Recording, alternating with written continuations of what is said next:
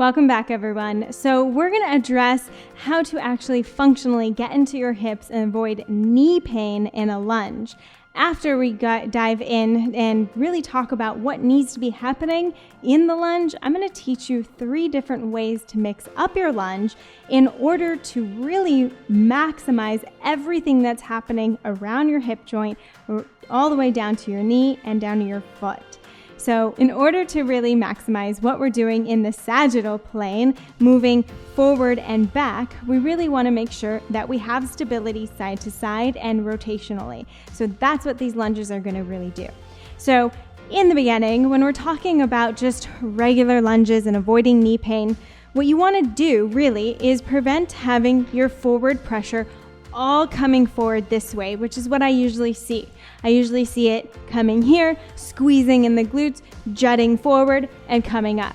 The problem, even though you're squeezing in your glutes, it's actually not preventing pain in your knee. It's only increasing the pressure into your knee when you do that. So instead, rather than placing all the pressure into this quad, into this knee, and jutting it forward, what if you took your hips back? So although you might be stepping forward, your hips are going to pull toward the back a little bit. So you'll come here and then you'll sit back, putting the pressure and the ground force reaction into your hips so that the glutes have to work more to pull you back. Okay? So when we're talking about forward lunges, allow that chest to still stay straight so it's not like it's rounding. Notice that I'm bending at my hip joint, taking that hip forward into my thigh, and then coming back. It's the same with backward lunges. So I'm talking about backward lunges. I'm not coming here and coming out and then coming up, okay? Or taking a big step and then coming up. It really is about kind of balancing it, taking those hips right over the back knee, pressing into the front leg and coming up. This is where you're actually gonna get those booty gains, stay out of that knee pain, and decrease the tension and pressure into that quad. Now, if we're talking about lunges in 3 different ways, we want to maximize not only what we're doing front and back, but side to side and rotation. So we already did our front and back lunges. That's one of them. Next is our side to side lunges. So now we're moving in the frontal plane. So I like to use my arms so I guide myself into that frontal plane and make sure I'm not rotating or twisting.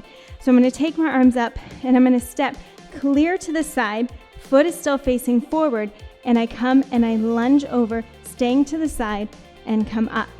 So out, allow my body to open over and then up. Notice when I'm doing this, I'm also not letting my knee still come forward. So just like the back lunges and the front lunges, you want to make sure that the hip is leading to the back as you open through the body to come up, okay? So those are frontal plane lunges that you can do on both sides. Next, we have rotational lunges, so internal and external rotation. They look a little funny and they're probably gonna feel super weird to do because we're not used to rotational lunges. So here, you're gonna keep one foot forward, the other foot is gonna rotate into the inside, and your body's gonna rotate with it in and then out.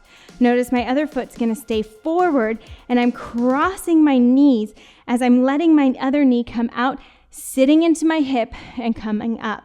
This is gonna increase your hip internal rotation and your functional mobility in those hips to again take pressure off your knees.